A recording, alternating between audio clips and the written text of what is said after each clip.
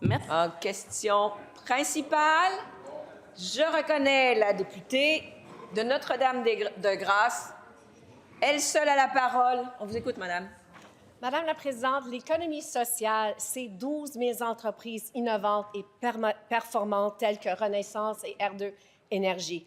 Ça englobe des secteurs d'activité allant des CPE à la gestion responsable des déchets et au logement abordable.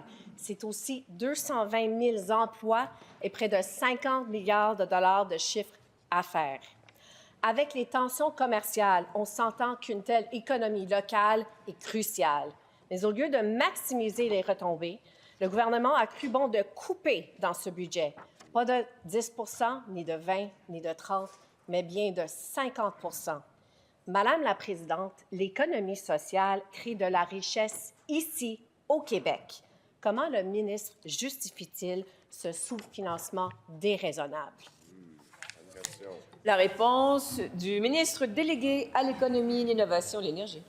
Merci beaucoup, Madame la Présidente. Vous savez, l'économie sociale, c'est une des grandes fiertés du Québec. On fait figure partout dans le monde avec l'économie sociale. C'est la raison pour laquelle on continue de financer les aspects de l'économie sociale à tout part. On travaille actuellement un nouveau plan d'action gouvernemental en économie sociale qui va regrouper encore une fois les priorités, priorités gouvernementales des missions à livrer, que ce soit les logements, que ce soit les soins à domicile. On est très actifs sur le terrain pour essayer de rencontrer les différents intervenants à l'intérieur de l'écosystème d'économie sociale. On a eu accès à des financements continus de la part du ministère des Finances récemment grâce au nouveau budget. Madame la Présidente, on va continuer de soutenir l'économie sociale, qui est un aspect important de l'économie québécoise, qui gagne à être connu davantage, et on est des vrais alliés dans ce combat. Sachez, Madame la Présidente, que les annonces qu'on va faire prochainement vont surprendre le réseau d'économie sociale. On s'en vient aussi pour moderniser la loi sur les coopératives. Donc, Madame la Présidente,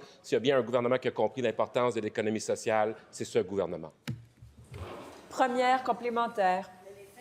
Disent les paroles du ministre. À quelques semaines du sommet de l'économie sociale, le gouvernement coupe de moitié dans leur nouveau plan, leur investissement dans un secteur performant et pour la société et pour l'économie québécoise. Selon le chantier de l'économie sociale, et je cite, le choix de couper dans l'écosystème de soutien en ce moment de grands changements économiques et sociaux nous semble pour le moins étonnant et mal avisé. Nous invitons le gouvernement à reconsidérer ces investissements. Que répond le du ministre délégué à l'économie? Madame la Présidente, comme j'ai dit, c'est 2 900 coopératives et mutuelles, c'est 7 millions de membres, c'est 135 000 emplois et des revenus de 55 milliards l'économie sociale. On le sait que c'est important. Puis d'ailleurs, j'aimerais que la collègue revise ces chiffres. C'est pas des réductions de 50 je ne sais pas où ce qu'elle prend ces chiffres-là, mais on va continuer comme gouvernement d'appuyer l'économie sociale. Les pôles d'économie sociale partout au Québec font rayonner le Québec, font rayonner l'économie. Et c'est surtout une économie inclusive, donc on ne va pas lâcher le morceau, Madame la Présidente. On est commis envers les économies sociales, les entreprises d'économie sociale du Québec. Deuxième complémentaire. Effectivement, avec un financement de 137 milliards de dollars, le dernier plan d'action en économie sociale a déjà généré 531 milliards de dollars, soit 4 fois la valeur du financement initial. Mais au lieu de maximiser les retombées, le gouvernement a cru bon de couper dans ce programme qui a pourtant très bien performé. Madame la Présidente, pourquoi couper ce qui fonctionne bien plutôt que de promouvoir ce qui ne fonctionne pas? La réponse du ministre. Madame la Présidente, comme vous le savez, l'économie sociale, ça touche tous les aspects de notre économie, que ce soit l'agriculture, que ce soit l'habitation, que ce soit les différents intervenants impliqués pour aider les itinérants. Donc, en regardant le budget de l'économie sociale, il faut regarder le constat du budget total qui peut venir aider les entreprises d'économie sociale.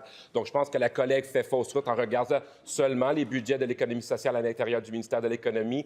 Tous mes collègues ici sont des partenaires pour l'économie sociale. On va continuer d'appuyer les pôles d'économie sociale qui font rayonner toutes les belles régions du Québec. Et nous, on le sait, Madame la Présidente, qu'il faut continuer de faire le travail qu'on fait parce qu'on le réussit et les pôles le savent. Et on va continuer d'être présents sur le terrain, Madame la Présidente. Bravo. Alors, cela met fin au chronomètre, désolé. Cela met fin à la période de questions et de réponses.